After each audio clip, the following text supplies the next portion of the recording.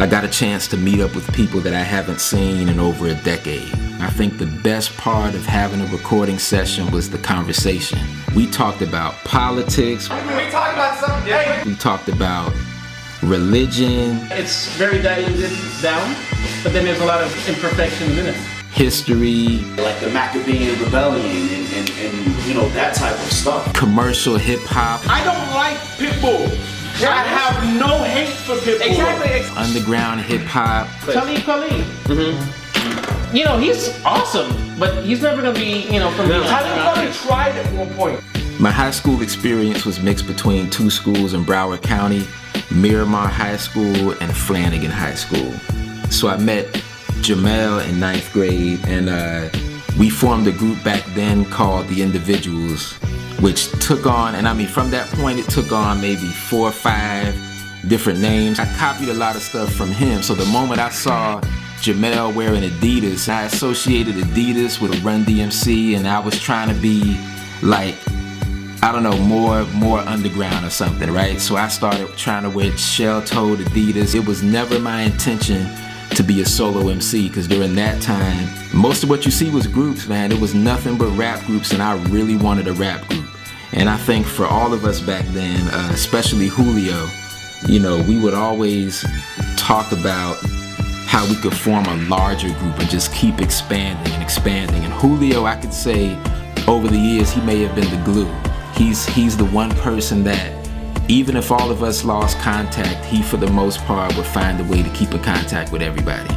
Sam is somebody that I met when I went to Flanagan, and I was having to choose elective classes, and I decided to take an acting class. Because of meeting Sam back then, it got me into doing improv and a bunch of things I never thought I would even try, let alone enjoy. Shagayan came through. I always knew him as a fighter. I forget what styles he was doing, but I remember him bending and doing all kind of crazy stuff with his hands and stuff, so I knew he was studying some type of ancient martial art black form or something. So I always respected that about him. Something I realized about myself back then is most of my friendships was built around business in a way. I mean, I didn't know what they were going through. They didn't know what I was going through. I didn't know about like how they did. Like I didn't know too many details about their life other than this is who I rap with and maybe I have a class with them. And that's just, man, for a long time, that's what I used to do. We'd be cool with each other. We would talk behind each other's back. We would not be friends. We would be friends again. It'd just be in and out of stuff depending on who it was. But friendship is interesting, man, especially with when it's linked to the music, when it's linked to things that you're passionate about. Getting together with everybody after not having seen them in so long, probably one of the most genuine times that I've had with them in a while. I mean, the music was second, and the building and talking and communicating was more important than anything else, and I really respect that. On February 22nd, Soul Frito is coming up, and I'm gonna be out there. You should be looking forward to that. I'm gonna try to get Busta Rhymes and Nas on camera, maybe ask them a quick question that kind of relates to this whole 52-week journey. So you all will see that in March.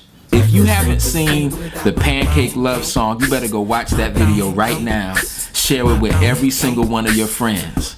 And I still wanna know, what is your favorite kind of pancake?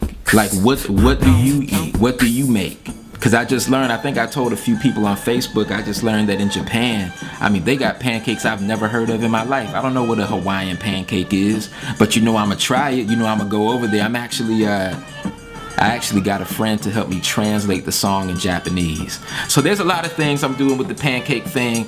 March 4th is National Pancake Day, so I got something planned. Or I'm planning something, so we'll see. Subscribe, like, continue to follow everything. We got an interview with Brian Breach coming at the end of the month. I learned a lot from him, and I hope you all will too. See you all next week. Breakfast ain't the same without my pancakes. My pancakes. My pancakes. Not as much as my pancakes.